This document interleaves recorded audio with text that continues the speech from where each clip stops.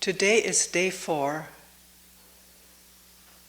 of the June 93 10-day retreat in Springwater.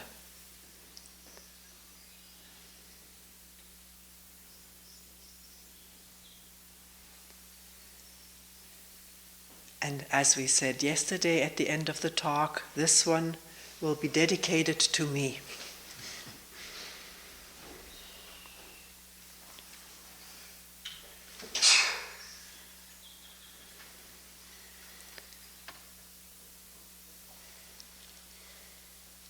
I wonder whether from the very outset it would be possible to put aside all the negativity, the bad ideas, the spiritual, religious ideas,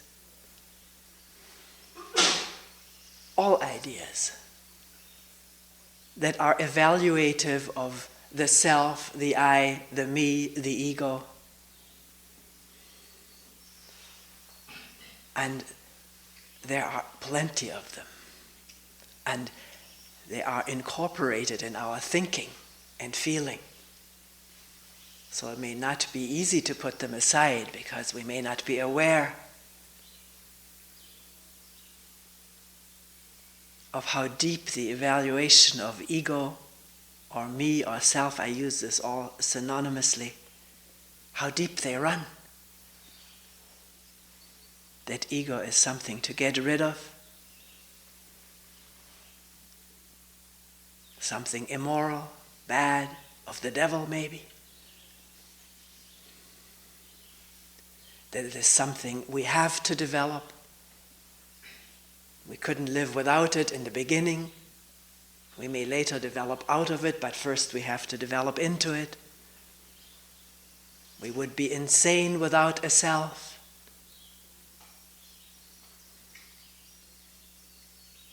It is good to have a self, to take care of one's needs, all of this evaluating according to different principles. Could we at least question it and therefore maybe look more factually at what we call and experience and live as me and think of as me?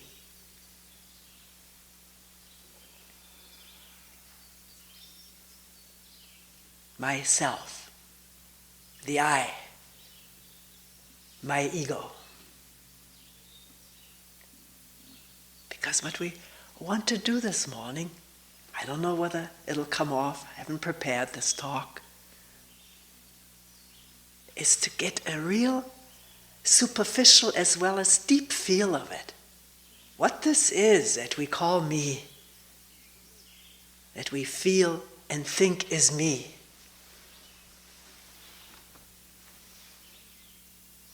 And the less judgmental and evaluative the mind performs, the clearer things reveal themselves for what they are. Not according to standards, but actually.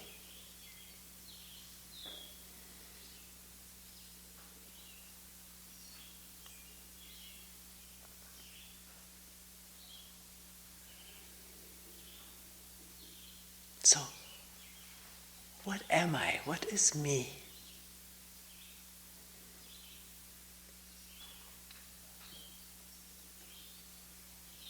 One person yesterday told me a story that has been recounted to him by his parents. He went off, got lost someplace in a neighborhood yard, and when the neighbor asked the child, "What is your name?" he said, "Me."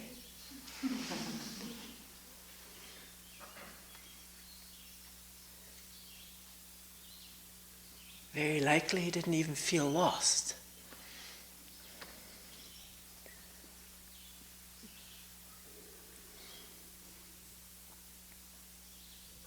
What do we come up with first when we wonder, what is me? Because by now we don't call ourselves me anymore. No adult would say that. We would give our name. We've been given a name. Mostly for practical reasons. And it's also the law to have a name. Practically, in the family, addressing each other, calling each other. This is very helpful if the one with a certain name answers and comes, responds.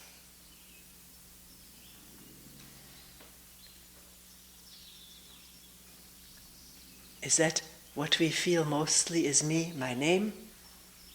Maybe not. It'll be different for every one of us. But in talking with people and looking at this together, what is most frequently mentioned is this here. This is me, my body. And my body is different from your body.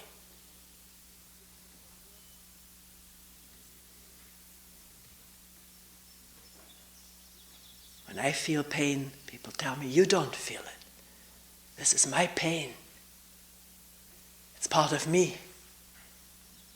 As this body is me.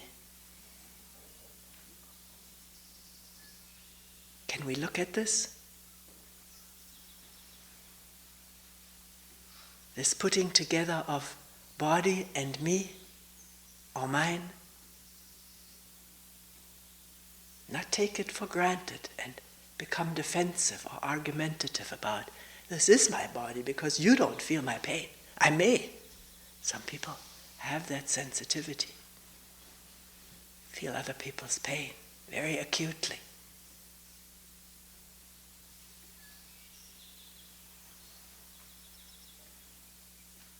There is a body here that is not in question. How has this body evolved, developed? This body which I call mine.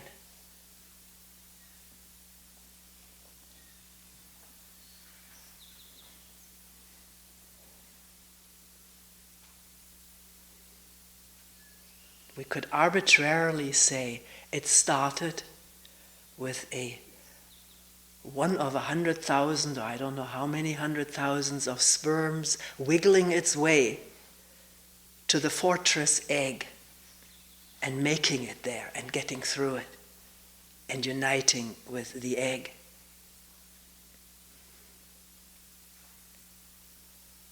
Instantly, I don't know if you've seen this amazing movie it's called The Miracle of Life, and inside photography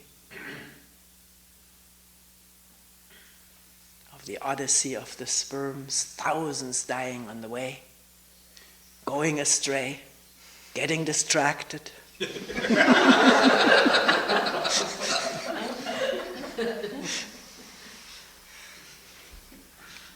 Finally, a handful of them in front of the fortress. Sometimes none of them making it. So much death in this process of conception. If you begin identifying with all of these sperms, you feel sorry for them.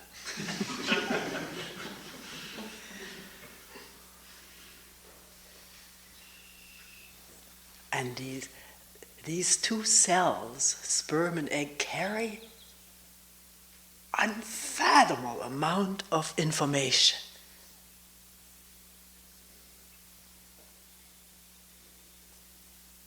Is that my information or your information? It's information about merging, developing in a most miraculous way. The little newly founded cell going through all kinds of different evolutionary stages, at times having fins, the embryo or fetus, whatever it's called at that stage, having fins like a fish. or gills.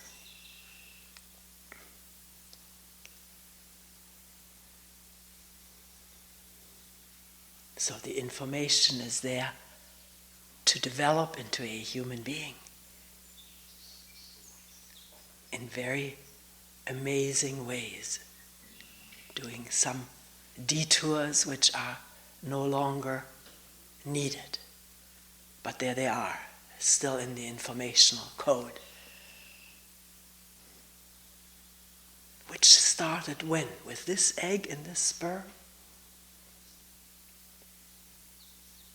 The development of the brain with the ancient brain stem, which is also called the reptilian, with ancient programs in it, which date back or have evolved from our animal past and are still retained in the human brain.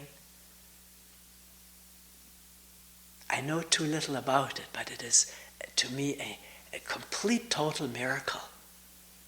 This evolution from single cells to this complex organism that we call a human being. And some of the stages of evolution still gone through by the fetus and the embryo.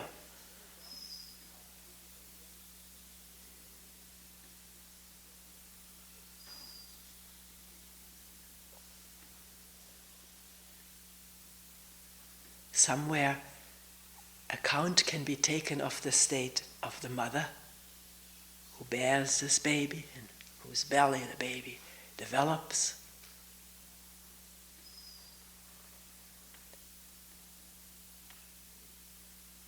Her moods, her needs, her pains, her hopes, fears, joys.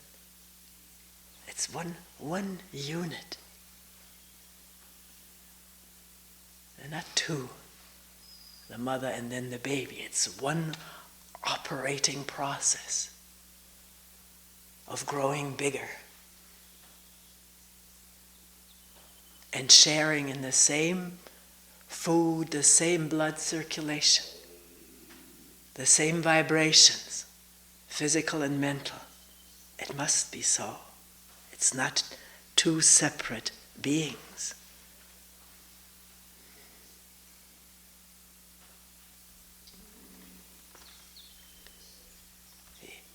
Genetic code, the inherited characteristics are there from the beginning. It's not just the fathers and the mothers, is it? It's all of each of their ancestors. Maybe all humanity ultimately coming together in this egg and sperm. All of the characteristics, of course, some more pronounced through having coupled before, some left some characteristics, some picked up from a huge ocean of characteristics, mental, physical, emotional, who knows what all is inherited. Maybe the idea of me as a separate entity is already inherited, is already in the code of information someplace. Who knows? Nobody does. But the fact is this is a total evolution from beginningless beginning.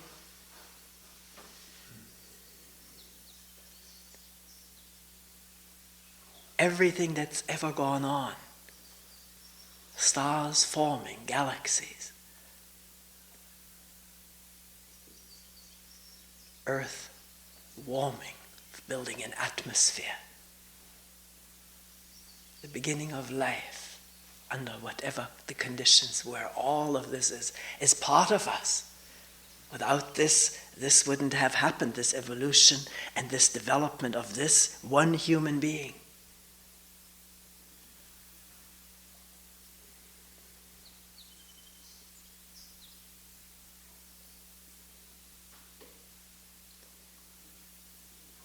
So, once born or in the birth process, which must be quite discomforting to this little organism, not just to the mother. Leaving a total, completely satisfactory environment, unless the mother was deeply disturbed or taking drugs. But even that may not, it may make the baby sick or addicted, but it's still a whole environment. Proper temperature, nourishment. We won't go into the exceptions right now of sickness. And leaving that Eden, if one will, this Garden of Eden, through a narrow, dark tunnel to come into light and cold.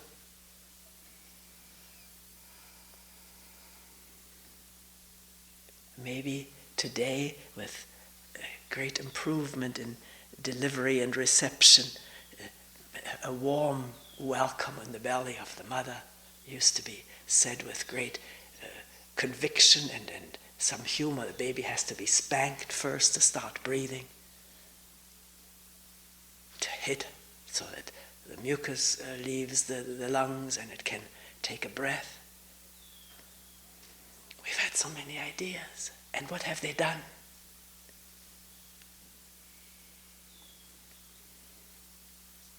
So we all started like this, like a little handful of being, wet and helpless, and in need of everything, of softness and warmth and food.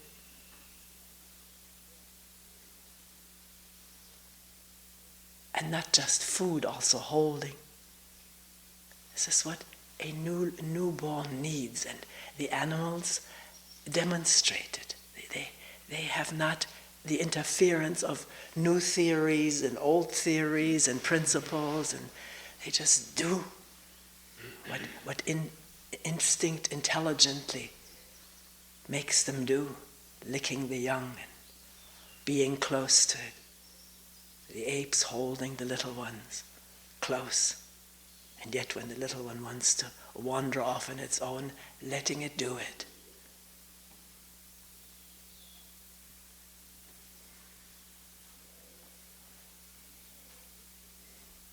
So whose is this body?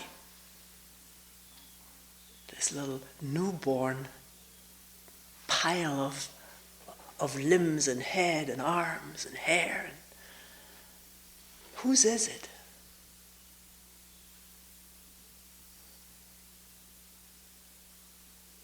The mother and father, if they're there, mother very likely is there, say, it's mine, it's my baby. And a bonding takes place, holding it and being with it, feeding it, thinking about it, imaging oneself as a mother, my baby. But does the baby already think it's my body that was just born? Of course it doesn't. That thinking is not going on in this verbal way. Although impressions are probably there from the very outset, the impression of the expulsion from the womb through painful contractions, through a tunnel, into this light and cold, maybe bony hands or forceps, that is must be deposited as memory, and maybe later on give rise to all kinds of myth or whatever memories give rise to behaviors, reactions, fears, longings, yearnings for completion, for a state of no conflict, of no division, no separation. That may all start At that point, we don't know. We can only surmise. Some people do come up with prenatal memories and have reported about the fright of leaving and entering into this contracting tunnel.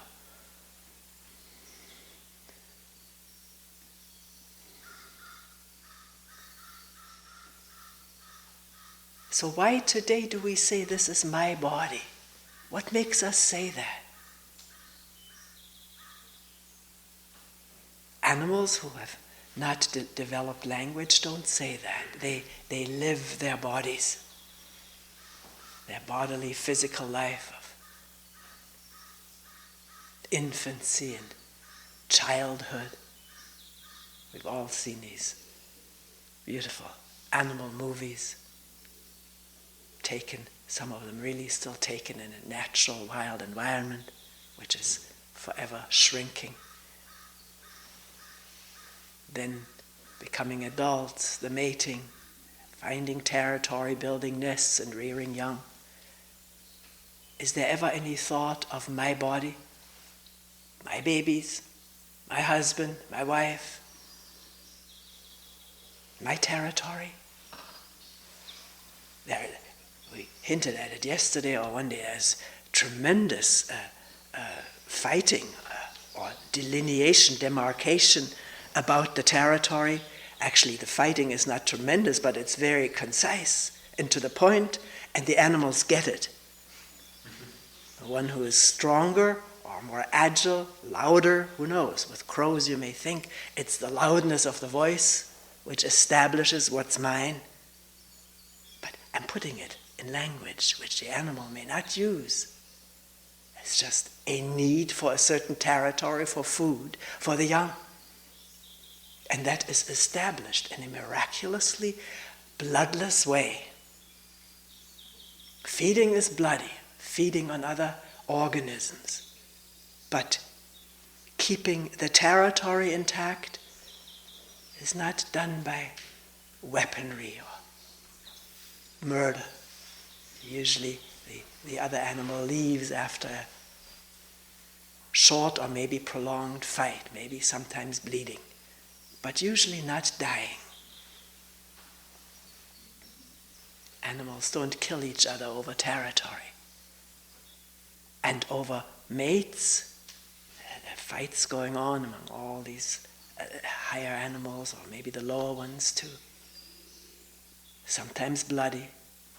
Sometimes an animal may die from loss of blood, but usually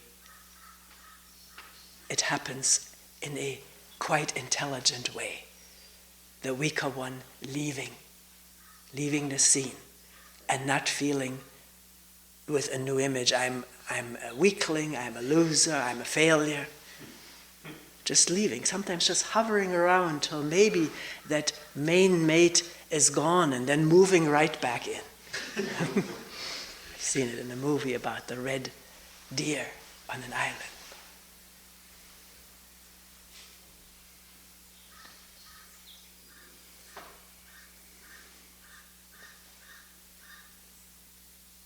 So why do we say this is my body rather than living and experiencing this body?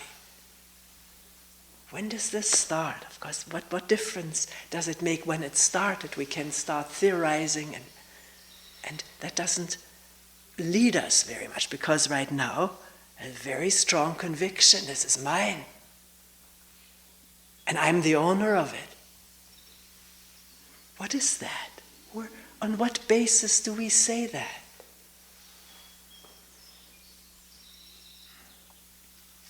Is it because we do have language, and language has been used around us before we could even use it and understand it?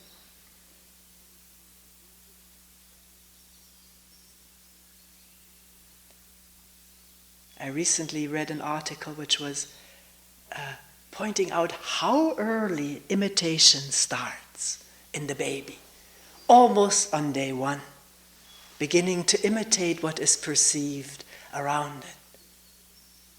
The article was about the effect that television has on children for violent behavior, to produce violent behavior. And it was a very convincing article with a lot of studies. It was published in the YAMA, it's called, that's what the abbreviations, American Medical Association Journal. A little toddler, a picture series in front of a television set where something was demonstrated, how to open something. He was holding this thing in his hand and just watching, gazing at the television. And a few frames down in the picture, he was doing the same thing as the operator on television did. Using this thing he had in his hand in the same way. So imitation is one of our inherited programs to learn to be a functional part of the group. Because we human beings are social animals, social beings. And just like little tiny fluffy ducklings imitate their mother duckling, when she waddles to the pond, they waddle behind her. She jumps in, they jump in. Little babies learn very early to imitate what is done, what is felt, what is said, how reactions go. And here we're born into this world of thought and thinking in terms of me as being a separate being. Cannot help but imitate that thought and idea and the reactions that go with it. The way we are talked to, as though we were separate, blameworthy or praiseworthy. Responsible little entities with a controller inside who can control himself or herself, his body or her body. This is what we expect sooner or later of the little children. And we appeal to this controller, we address him or her in that way. There's no space left to think otherwise on the part of the infant or toddler that begins to think as the adults around him think.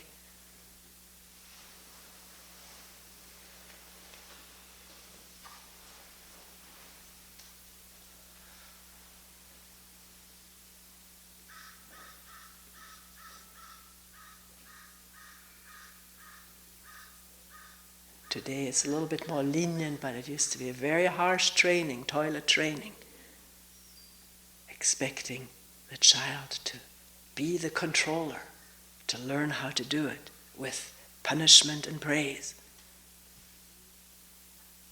to be the controller of rage and tantrum.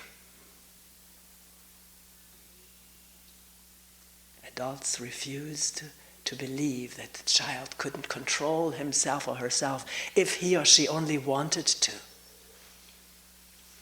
We project constantly into children what we ourselves can't do, wanting them to learn it early so they can do what we can't.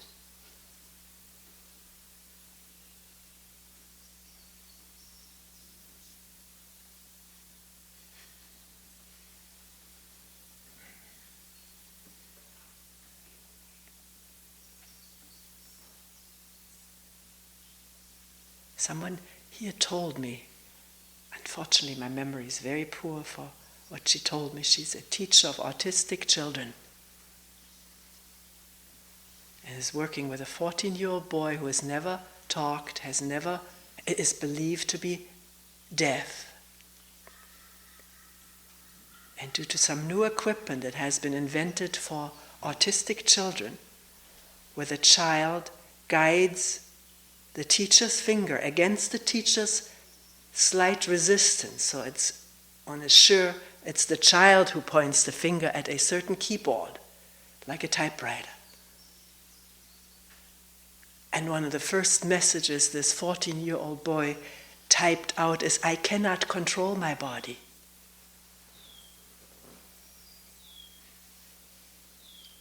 And he can hear her.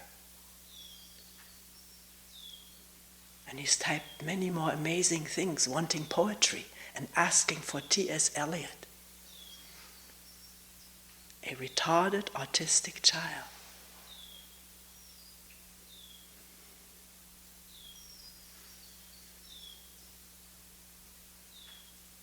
Gets us off a little bit, or not, into how we become categorized by the adult world around us, what we are,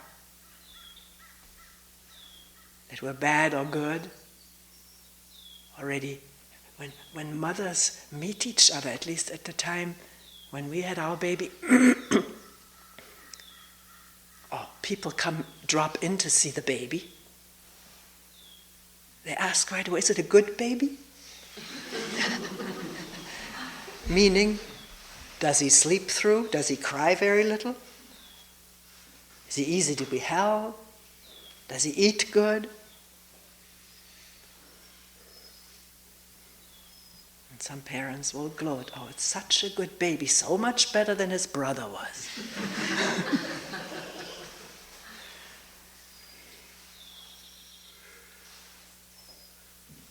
And this is perceived by this little organism in one way or another, because with our evaluations go ways of holding the baby, ways of feeding the baby, addressing her, him, with the way we evaluate him or her as good or bad, easy baby or difficult baby. We talk about this, I've got such a difficult baby.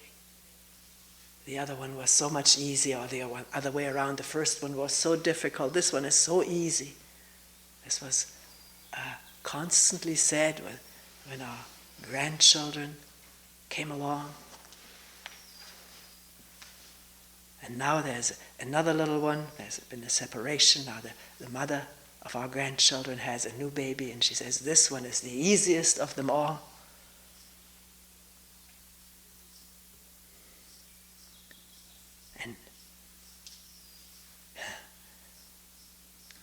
I asked Adrienne, she's the little girl, she's 6 years old, I asked her over the phone, what does the baby do?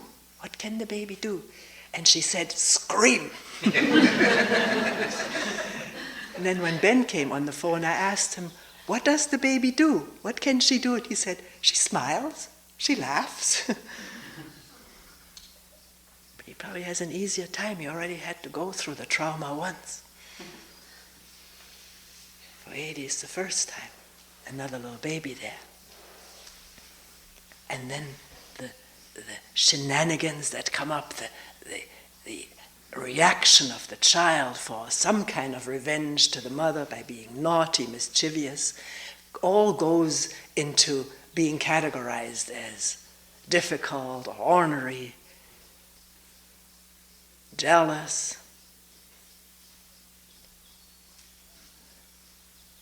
Whatever we do,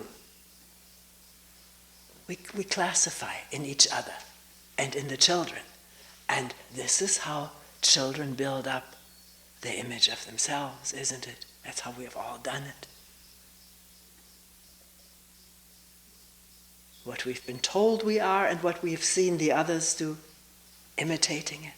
Although with that we get into severe conflict, because a child imitating violent behavior, practicing on a sibling, maybe a younger sibling, will be punished for that.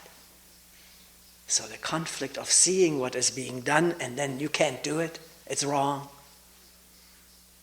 The parent may punish the child, but the child can't punish the sibling for taking his toys away. That's bad.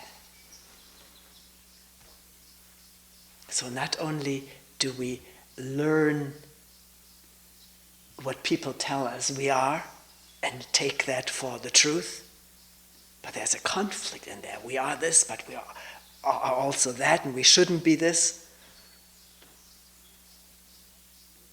What we think is the right way of being because this is how we were treated.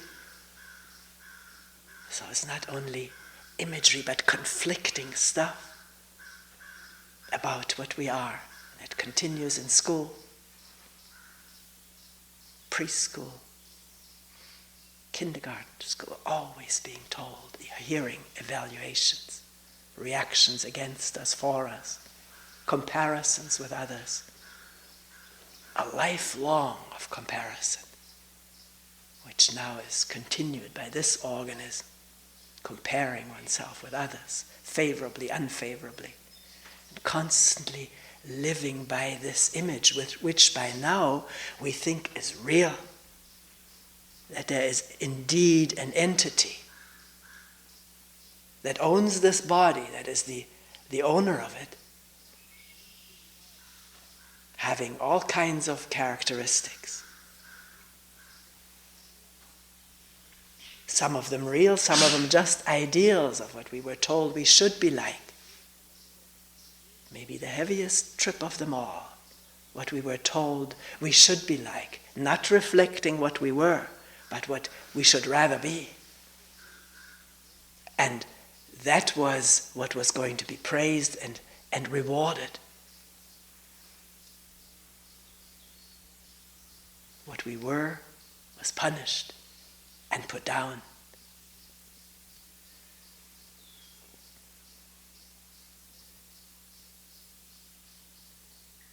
So is it a wonder that we all live in conflict with this imagery?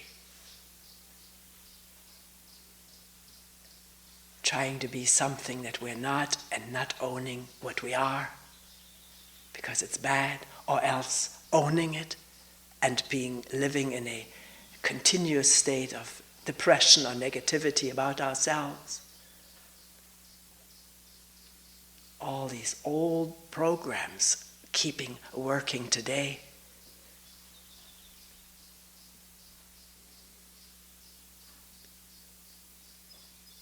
And then the super program of what we really should be like, to gain acceptance, peace, love, forever trying to get there, forever failing, or else pretending we're something that we're not, and the effort to keep up the ideal image for fear of being discovered of what we really are.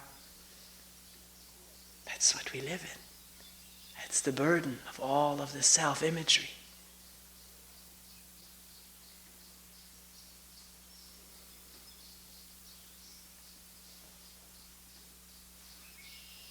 One aspect of it has many more aspects to it. Because with the belief in being separate and the feeling, because we've, I think, established for all of us to see directly how a belief or an idea is manifested throughout the body. The body manifests our ideas and ideals and imagery. We live up to the ideas we had. Physically, trying to manifest them.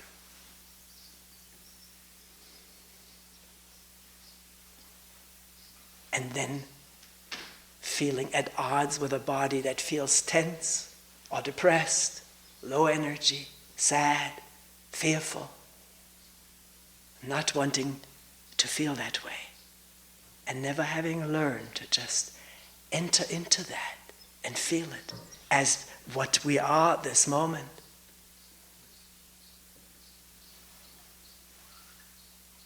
We have learned that we shouldn't be afraid, we shouldn't be sad, because that's what we were told, and that's how we feel, and we can't feel it because we should be happy, energetic, good, intelligent.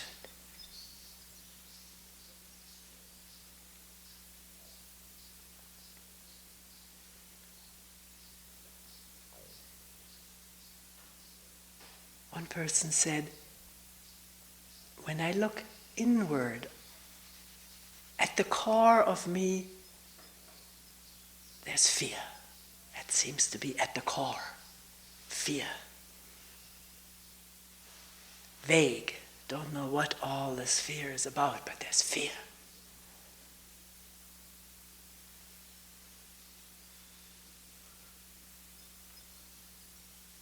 The fear of the separation, of not being at one with ourselves, with each other, being in competition for being good, better than the other, to be rewarded and praised and loved. Fear of not living up to what is expected of us. Fear of losing love, losing membership in the group, in the family, with the sibling.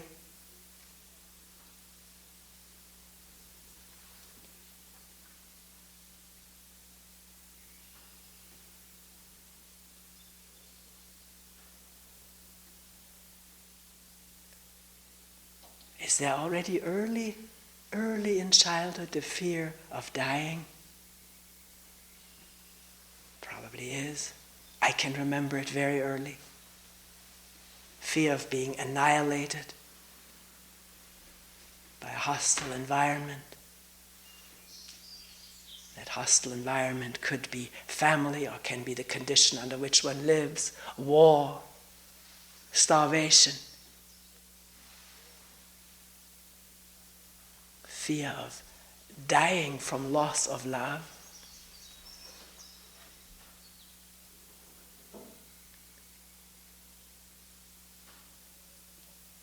Just fear that comes with feeling separate is inevitable, isn't it? Unless something else happens, a clearing up of this conviction of separation, that we're not separate, that this is all an evolved, elaborately evolved drama put together by thoughts for generations, centuries of generations, of separate individuals in competition with each other. Because there are loving groups of people, loving families, loving couples, at least temporarily. It always falls out of that balance and that maybe can be put back together again. But basically we're afraid of not being loved, of not being together, of being separate and isolated from each other and from ourselves, because we don't know what we are. We only know what we should be, and we can never reach it.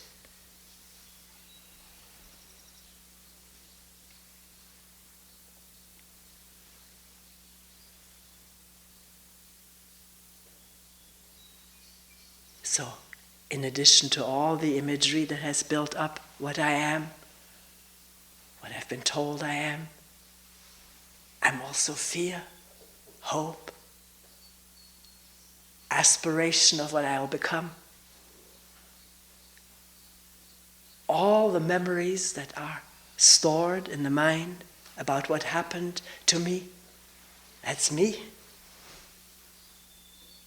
And out of the fear of loneliness and separation, isolation, a tremendous need to identify with things and people and ideas, to be something more viable, stronger, to survive.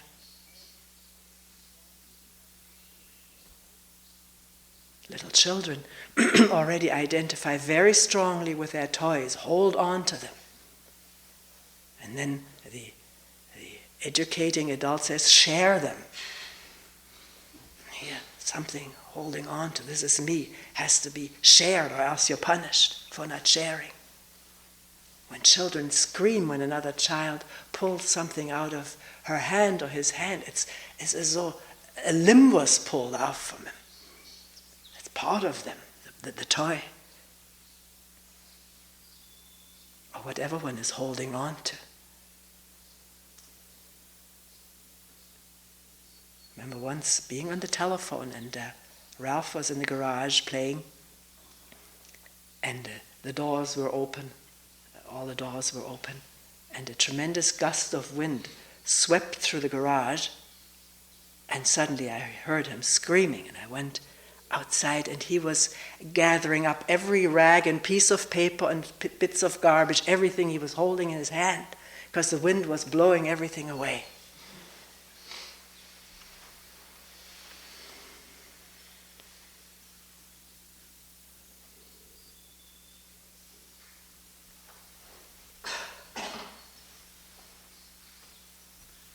Can we watch this process of identifying with what we have, what we are, our characteristics, our ideas of ourselves? Identifying means saying, this is me, and defending it as though part of our body was pulled away or amputated if someone attacks it or questions it. Can we question that? Be aware of it, how we identify it with everything we think is me. Not just this body, but all of our ideas about ourselves, our ideals, our possessions.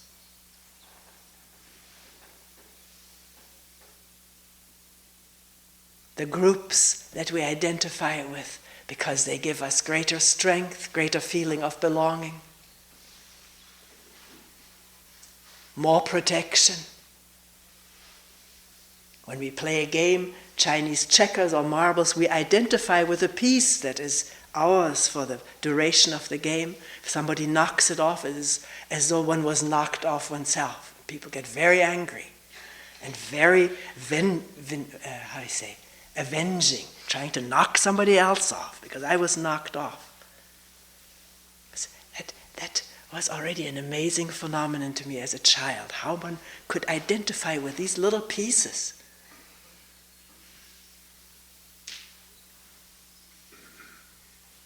Move them around as though one was moving around oneself, fearing for one's life, being knocked off. Can we watch that and question it, wonder what we're doing, wondering what is happening?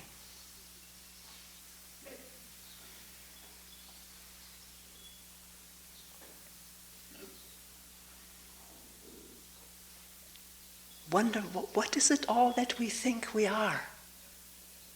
Try to sort of go through it and become aware of it. The awareness will come if we really want to find out, why are we so defensive? And when we're defensive, we're defending something we're identified with. Talked about it yesterday in a group, maybe a table I made or the soup I cooked.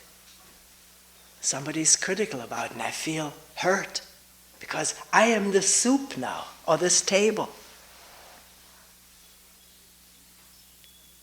It's absolutely staggering, the capacity of the brain to pretend that something is me which is not, and to feel hurt as though this body had been hurt, when the idea of myself, or the soup I cooked, which I'm identified with ideationally, is attacked or criticized. It's an amazing phenomenon, which does not occur among animals as far as we know.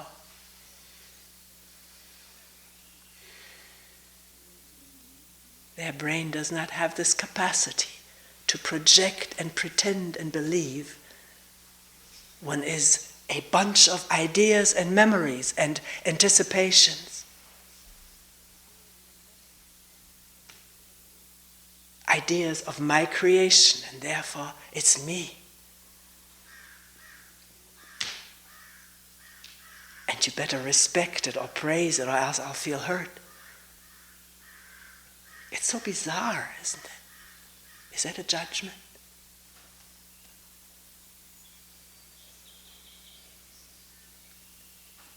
Because what we're also asking is whether it is at all possible to start freshly, just listening without knowing what I am. And then in this listening and looking without knowing, discovering all the identifications of what I think and believe I am, and therefore defend and tremble for, want to continue, want to be better, want to be different. want to have acknowledged all creations of the mind and the minds of everyone around me.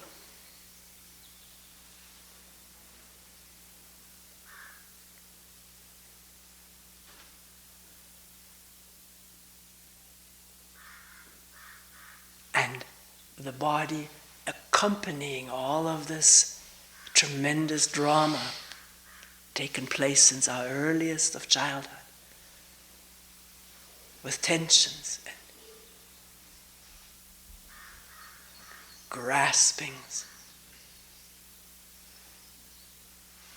rigidities. One person said, I'm just now beginning to just feel these rigidities without rejecting them, without wanting to be rid of them. And at the instant of feeling this rigidity, which has become quite clear, dates back to childhood, I was bullied, not loved, not protected, becoming rigid. But listening and feeling these rigidities as they are right now, I hear the birds at the same time. By really being physically, mentally, whatever, what we are this moment, there may be an opening to hear more than what we think we are this moment.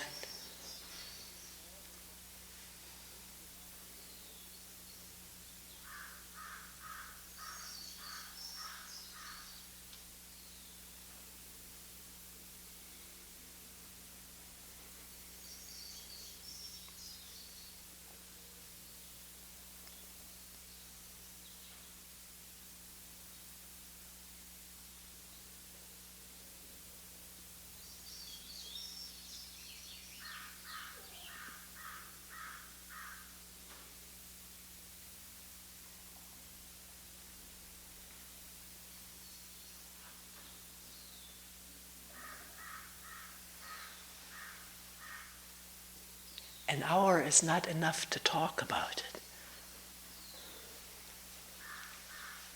But a moment can bring it to light.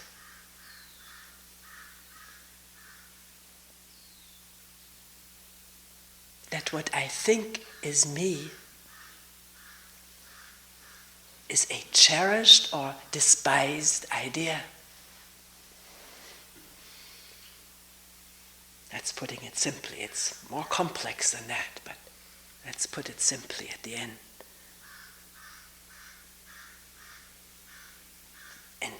An image with a tremendous power to hold this body in pain, tension, rigidity, defense.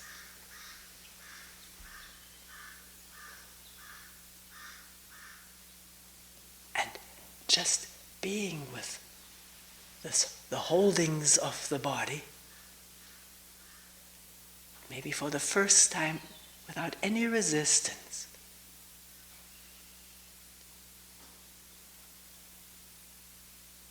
Is that possible? No resistance. Feeling the rigidity of the body without judgment, without wanting to be rid of it, feeling the pain.